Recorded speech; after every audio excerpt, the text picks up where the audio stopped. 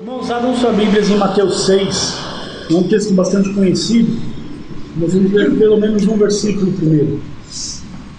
Mateus capítulo 6, versículo 6.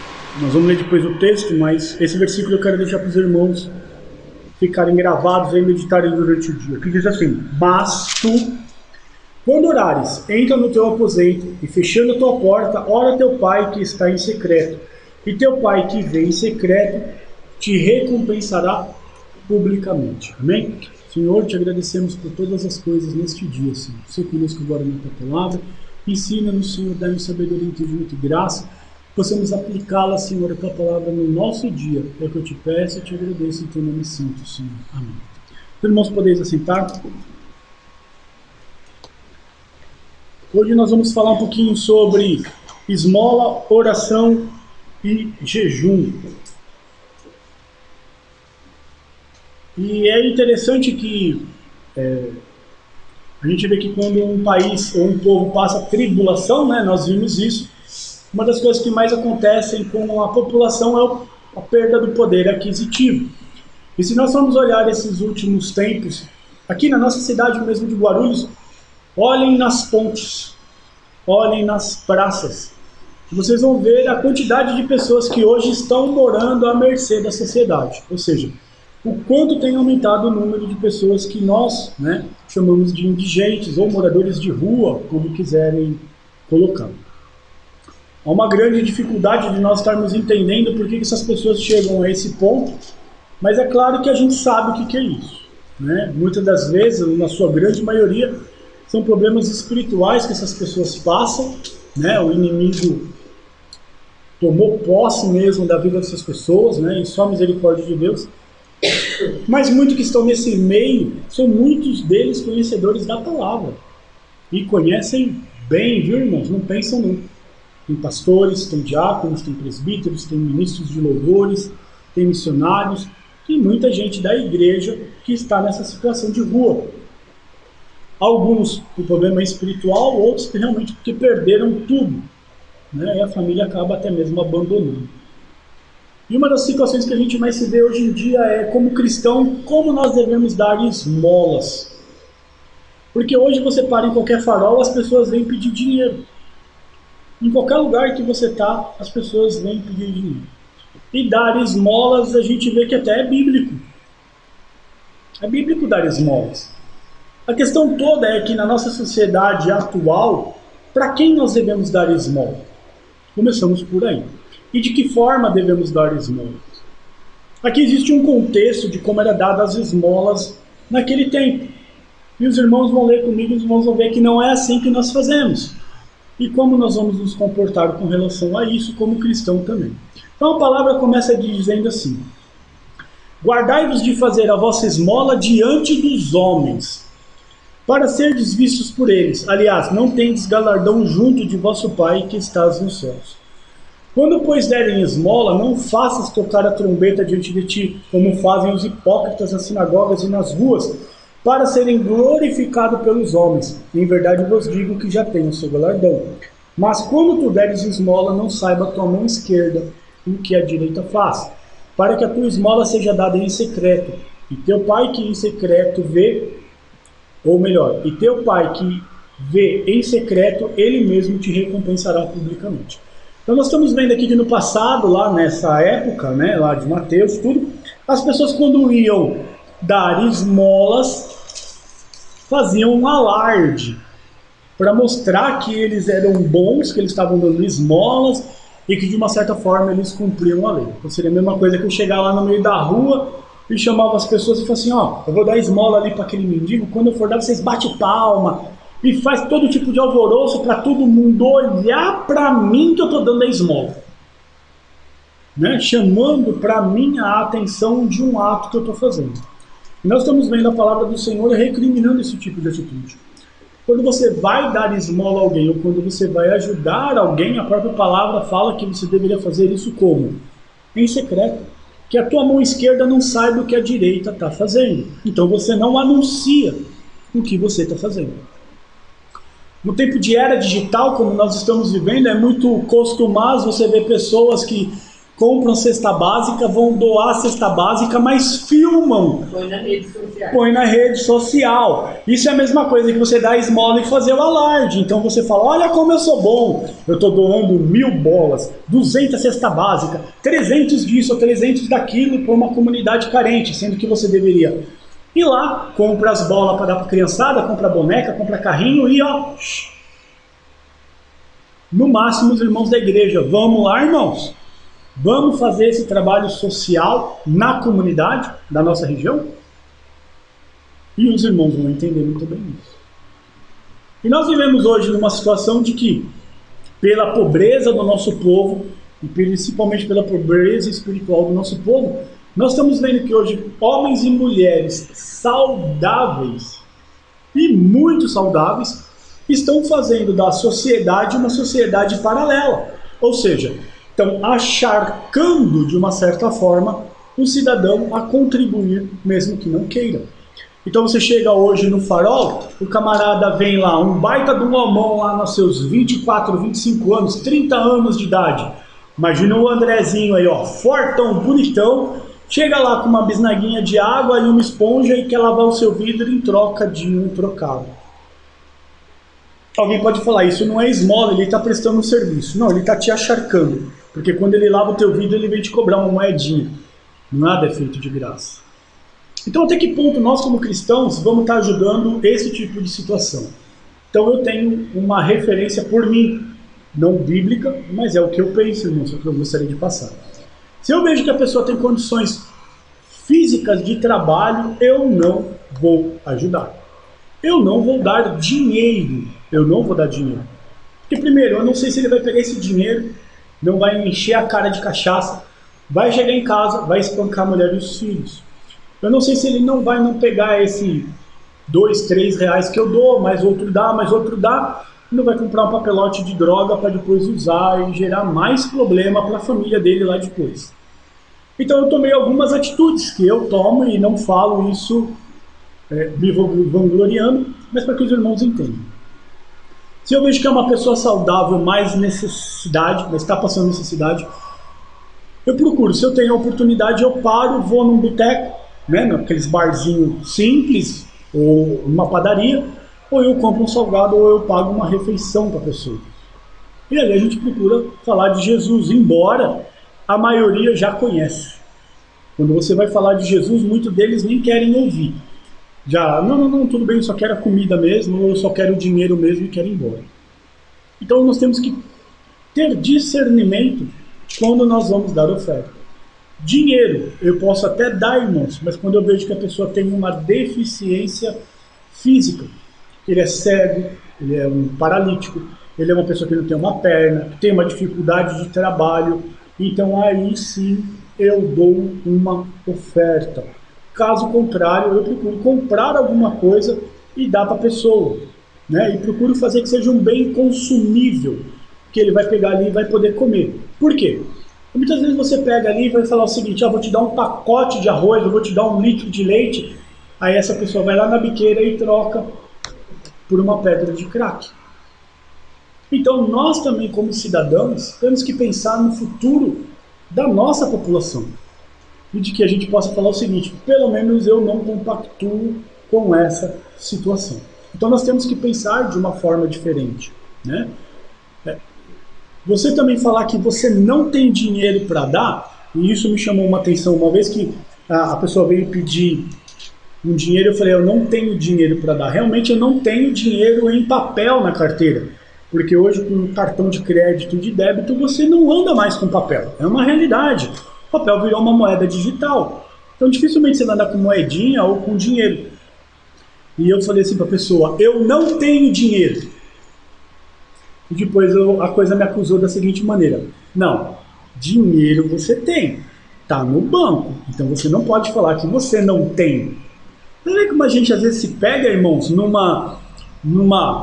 a expressão correta é essa, me desculpem, numa mentira, que você acaba falando, não diria inocentemente, mas diria de uma forma natural, né? Porque você não tem dinheiro, não tem papel, mas tem digitalmente, então dinheiro você tem, então você não pode falar que não tem. É melhor falar assim, ó, não tenho como contribuir agora. E nem todo mundo que pede dinheiro tem uma maquininha para você passar o cartão. Embora hoje em dia já estão pedindo Pix, né? Então, ou seja, estão te cercando de todas as formas para que você construa uma sociedade paralela, que não precisa trabalhar, que pode esmolar. E, sinceramente, irmão, se você for verificar, dependendo do que a pessoa ganha, se ela tirar numa média de R$ 90 por dia, que é capaz de tirar 90 carros, passar a R$ 1 cada um, ou 200 carros que dê 50 centavos para cada um, vai dar uma média de quase R$ 100, né? Por dia, se for isso daí 7 dias por semana, os 30 dias do mês, é capaz desse cara tirar mais dinheiro do que você que está batendo cartão na empresa, ou empregado.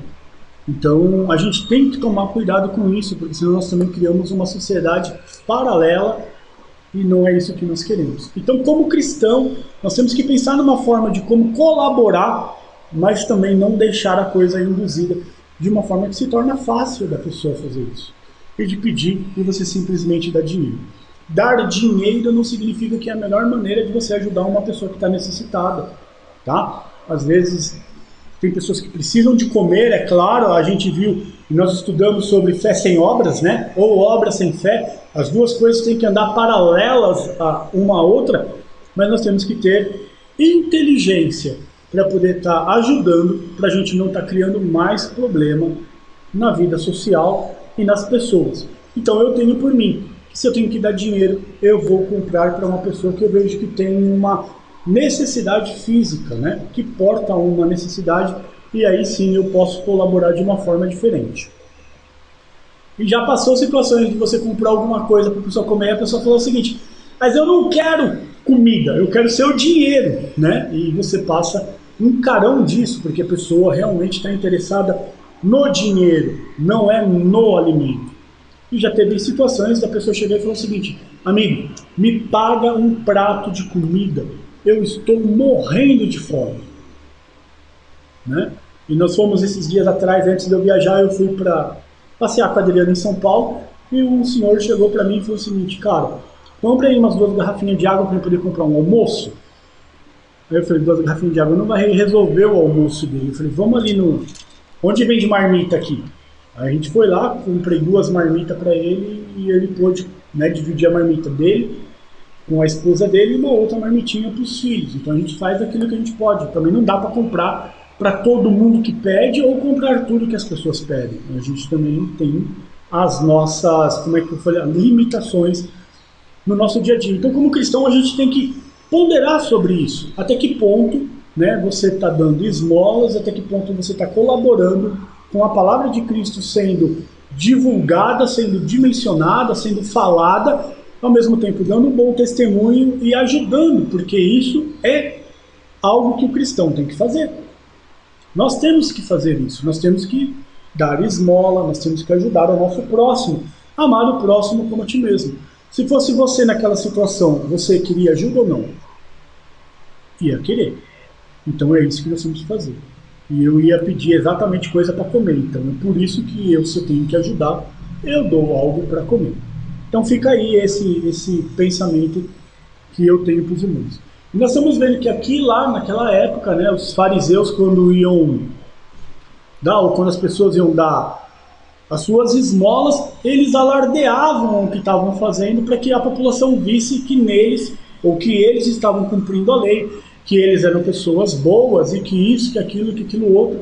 E nós temos uma represália de Jesus falando assim, ó: quando você vai ajudar ou quando você vai dar esmola, que a sua mão direita não saiba o que a esquerda fez. Ou seja, não é para ninguém ficar sabendo.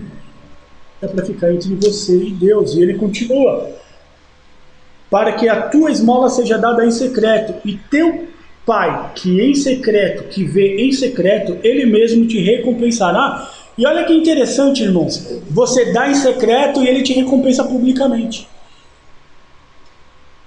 E ele te recompensa publicamente.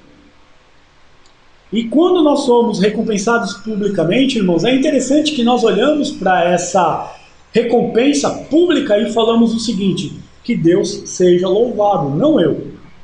Não eu. A glória não é minha, mas a glória seja dada a Deus. Ou seja, Deus te recompensa, mas você torna essa recompensa que Deus te dá algo de bênção em nome do Senhor. Que a gente tenha isso em nosso pensamento. E que Ele nos abençoa, e Ele nos abençoa publicamente, irmãos, isso é uma realidade. Diz aí o que tem faltado na nossa mesa. O que tem faltado em nossa mesa?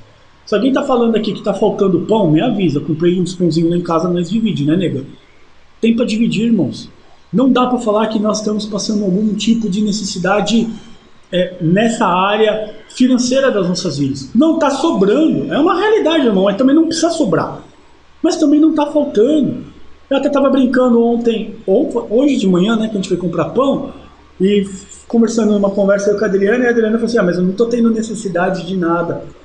Então a gente olha e fala assim, que bom, porque não é mérito nosso, mas é mérito de Deus que não tem deixado nada nos faltar. Deus tem nos abençoado em todas as coisas. Então muitas das vezes ele está contando moedinha na carteira, a gente já fez isso daí várias vezes também, e do nada, vem um cliente, compra uma peça, compra uma coisa, compra outra, quando a gente vai ver, a gente fala assim, opa, já dá para fazer a mistura, já dá para comprar uma comprinha do mês, já dá para fazer alguma coisinha. Não tem faltado, irmãos. Então, publicamente, Ele tem nos recompensado. Porque nós podemos falar publicamente, até aqui o Senhor tem nos guardado, até aqui o Senhor tem nos ajudado, e até aqui o Senhor não tem nos deixado faltar nada. Nada, irmãos. Nada. E depois ele continua. E essa parte da esmola, e agora nós vamos falar sobre a parte da oração.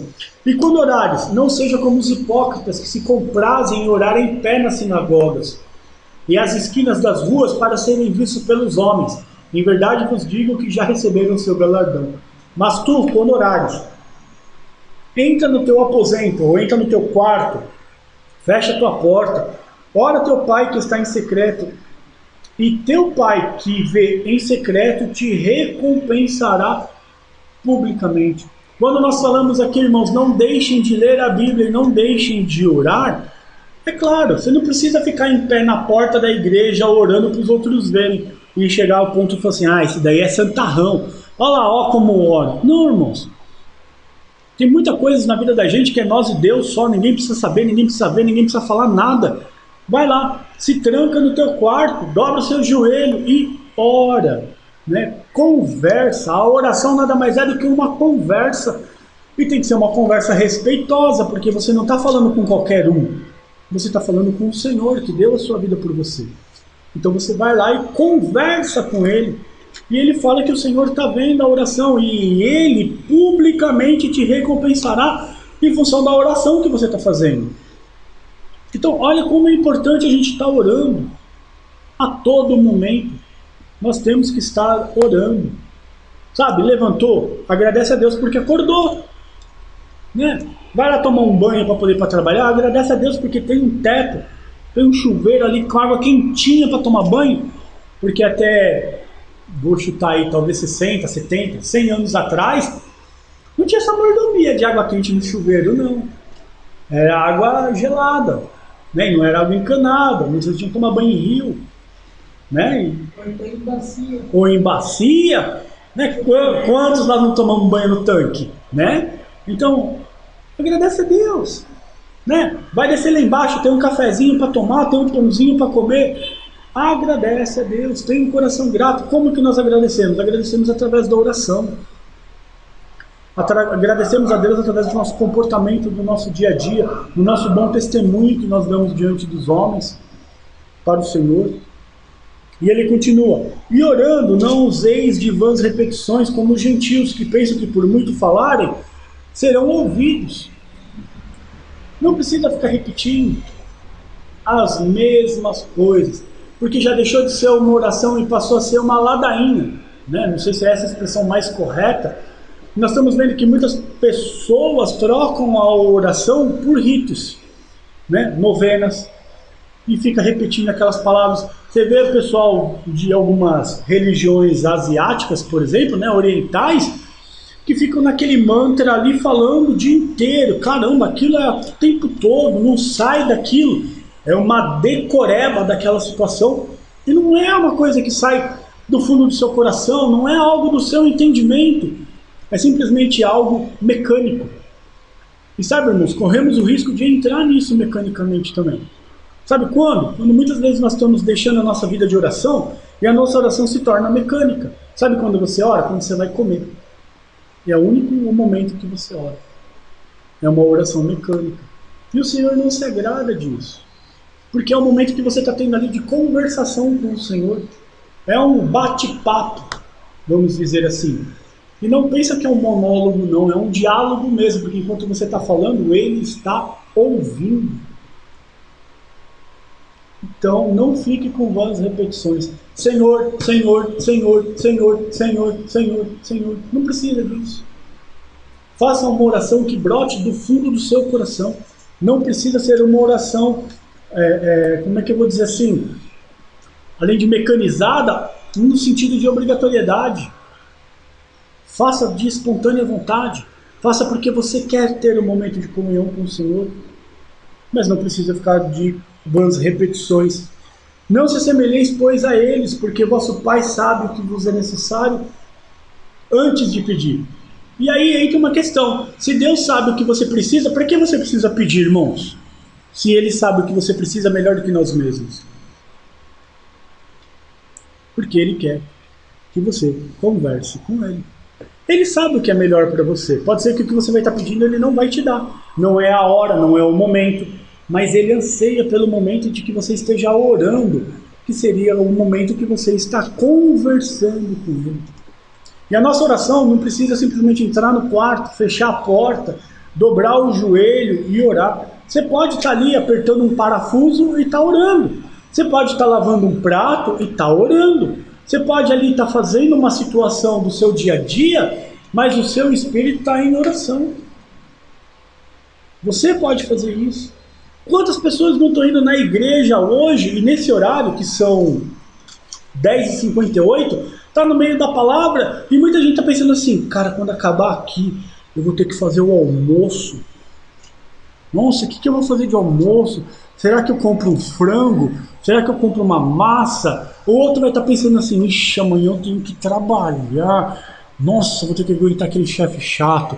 O outro vai estar pensando assim, eu vou chegar em casa, nossa, eu tenho que responder os meus e-mails. Eu tenho que responder meu WhatsApp. Eu tenho que ler o meu Instagram. Na hora do culto, em vez de você estar indo para você prestar culto e orar ao Senhor, você está com qualquer coisa, menos com o seu culto racional sendo colocado ali em adoração ao Senhor. Quantos não estão fazendo isso hoje? Quantas vezes eu não me peguei fazendo isso? Amanhã eu tenho que fazer isso. Amanhã eu tenho. Já está sofrendo no hoje o que você vai fazer amanhã. Deixa o dia de amanhã para amanhã. Amanhã Deus proverá o que vai estar nele. Né? Aproveita o agora. O agora é o quê? Você está na casa do Senhor, então curte o momento. Adora o Senhor em espírito e em verdade, de coração, de vontade, de mente no lugar. Sabe? Liga o seu pensamento ao trono da graça. É isso que você tem que fazer. E ele continua, portanto, vós orareis assim. E aí nós temos uma oração que Jesus está nos ensinando. Pai nosso que estás nos céus, santificado seja o teu nome.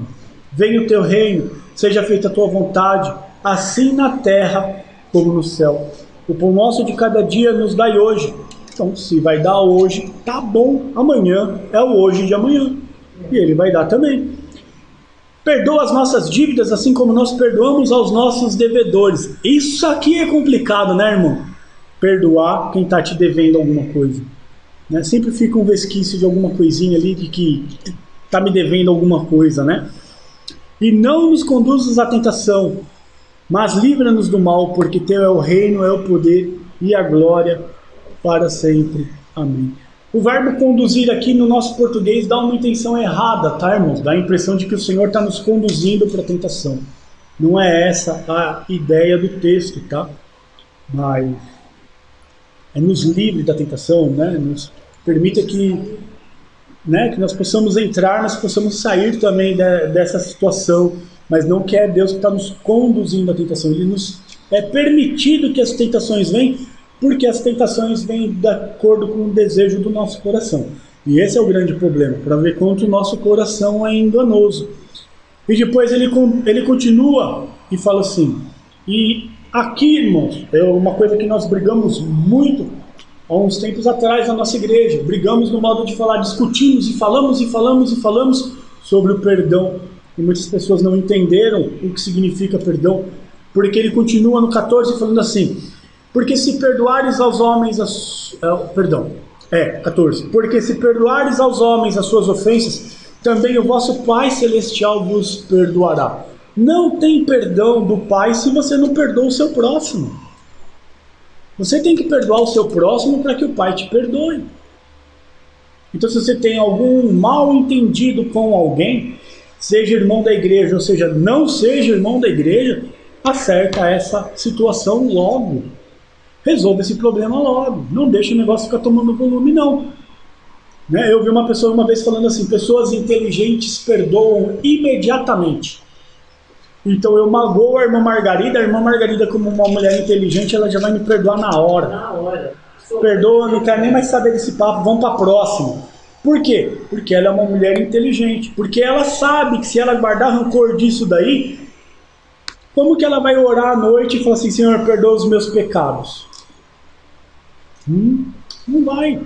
Ela tem que acertar essa situação comigo primeiro. Ó, Tom, você está perdoado, não precisa nem falar nada. Ó, eu já perdoei o Tom. Para que quando ela orar, ela tenha certeza de que o Senhor já perdoou também. E é assim a gente vai vivendo, irmãos. Porque se não tiver perdão de pecado, não sei como a gente vive. E no 15 ele coloca condicional: se porém não perdoardes aos homens as suas ofensas, também vosso Pai vos não perdoará as vossas ofensas. É um círculo.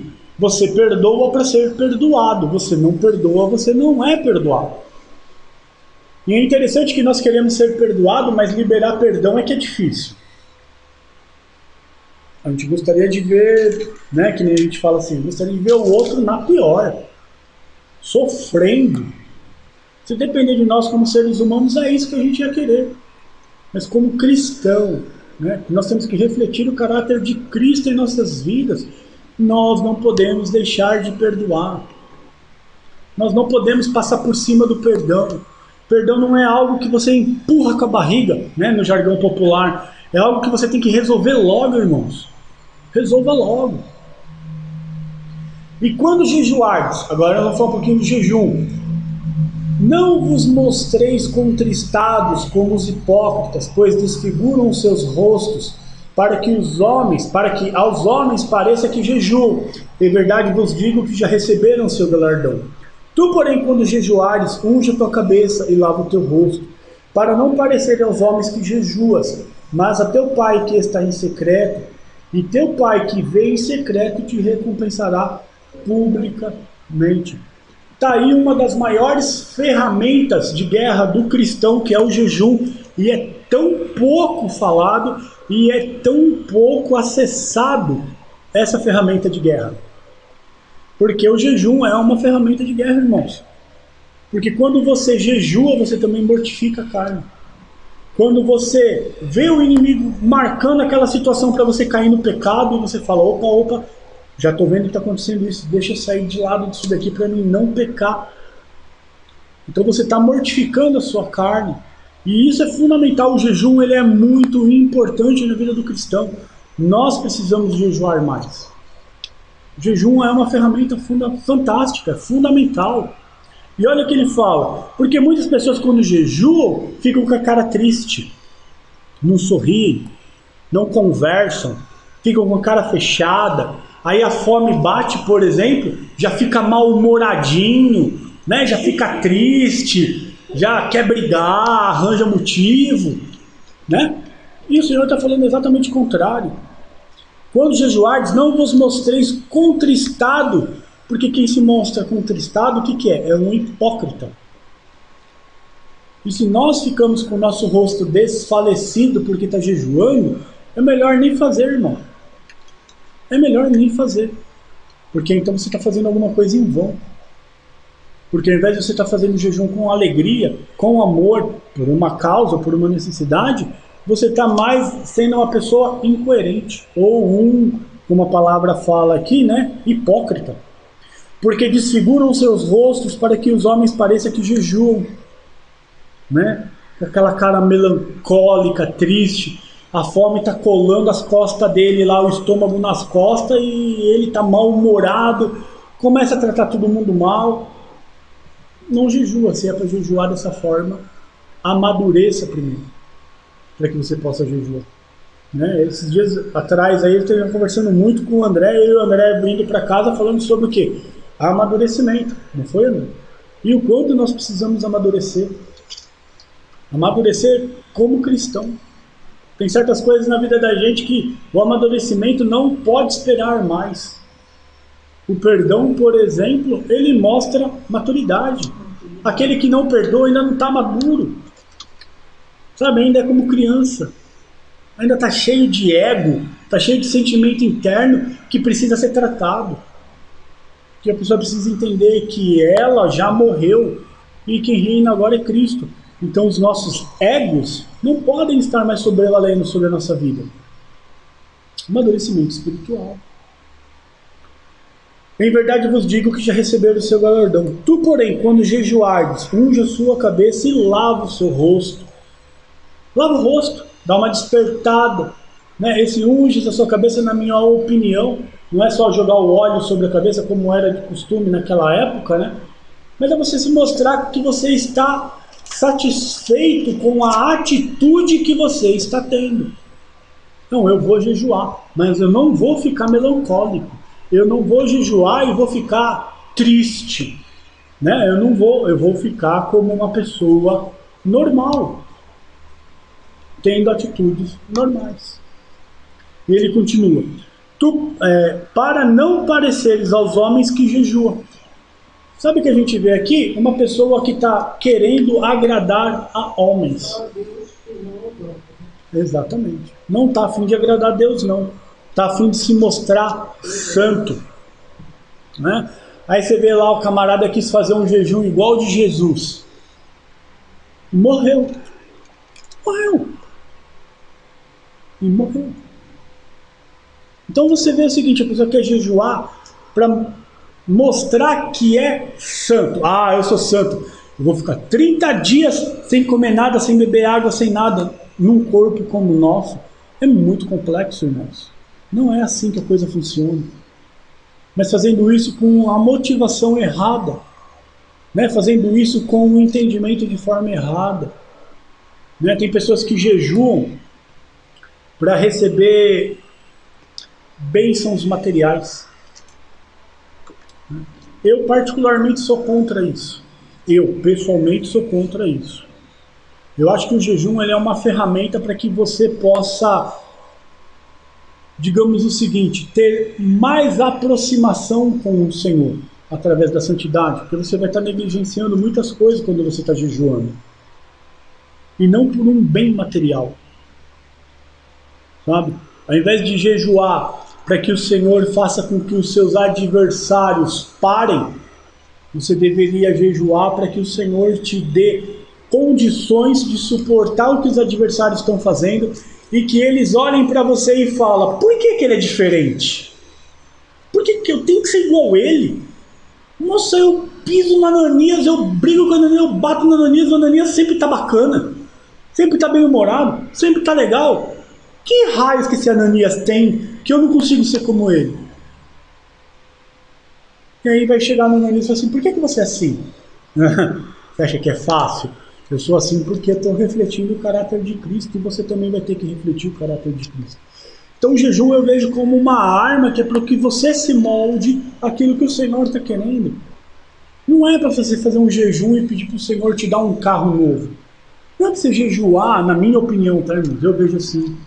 Entendeu? Jejuar para que o Senhor te dê bens materiais. Quer bens materiais? Estuda, trabalha, rala mesmo, corre atrás. Que bens materiais o Senhor vai te dar capacidade de você adquirir. Mas use o jejum como uma ferramenta espiritual para que você alcance comunhão com o Senhor. Para que você tenha mais intimidade com o Senhor. Quer ver uma coisa? Não consegue ler a Bíblia? Não? Faz um jejum para que você consiga ler a Bíblia. Você vai ver se você não vai conseguir ler a Bíblia. Não consegue orar? Abre o jejum para que você possa conseguir orar. Você vai ver se você não vai orar. Você vai orar. Então usem essas ferramentas, irmãos, para que vocês se aproximem do Senhor. Não para bens materiais. Que bens materiais hoje vem e amanhã vai. Hoje está aqui, amanhã já não está mais. Mas o espiritual fica. As experiências que você tem com o Senhor é que vão te dar força lá na frente para você suportar o mal. São hoje as experiências que você está tendo com o Senhor através de jejum, oração e leitura da palavra. Sabe o que você está fazendo? Você está comprando azeite para queimar naquela época que você precisa queimar. Como que a igreja de Esmirna, como nós estudamos hoje, sendo perseguida, sendo saqueada, tirando seus bens, tirando suas coisas, deixando a igreja pobre financeiramente, mas rica espiritualmente? O que era melhor, irmãos? Nós vamos ver uma igreja riquíssima lá para trás, Laodiceia, uma igreja rica. E você vai ver quantas coisas o Senhor tem contra ela.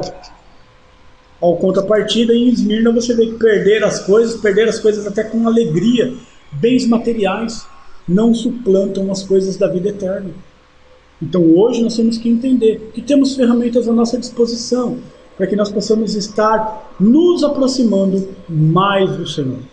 Usem essas ferramentas, amigos. Se não está conseguindo, abra um jejum em cima disso. Olha, eu não consigo ler a Bíblia. Abra um jejum com relação a isso. Eu não consigo orar. Abra um jejum com relação a isso. E você vai ver que o Senhor vai despertar isso no seu coração. E o Pai que vê em secreto, tudo que isso que você está fazendo, seja esmolas, seja oração, seja jejum, Ele te recompensará publicamente. Sabe, não precisa, irmãos. Ele vai te recompensar publicamente. E as pessoas vão olhar e falar assim, como que ele consegue ser assim? Né? Já falei aqui, teve gente que ganhava um salário mínimo e não passava por nenhuma necessidade. Enquanto médicos que naquela época ganhava 10, 15, 20 mil reais, está com o cartão sempre, a conta no vermelho, estourada. Gente ganhando muito bem e não tinha condições. E você pergunta, como que uma pessoa tão simples conseguia ter uma prosperidade? Ou seja, não tinha falta de nada. E como uma pessoa com tanto estudo, com tanto dinheiro, sempre precisando de alguma coisa? Porque o segredo está aqui, irmãos. Porque o Senhor vê o que essa pessoa faz em secreto, mas Ele recompensa publicamente. Para que os outros vejam e falem o seguinte, por que que ele é assim? Por que que ele é tão pobrezinho? E por que ele não tem falta de nada? Por que que ele é tão simples e não precisa de nada dessas coisas que são luxos no mundo nosso do dia a dia? Por que que ele poderia ter um baita de um carrão, mas ele está com um carrinho simples? Por quê? Porque o Senhor vai recompensando publicamente a vida de cada um de nós. Amém, irmãos? Vamos ficar de pé então? Vamos estar orando?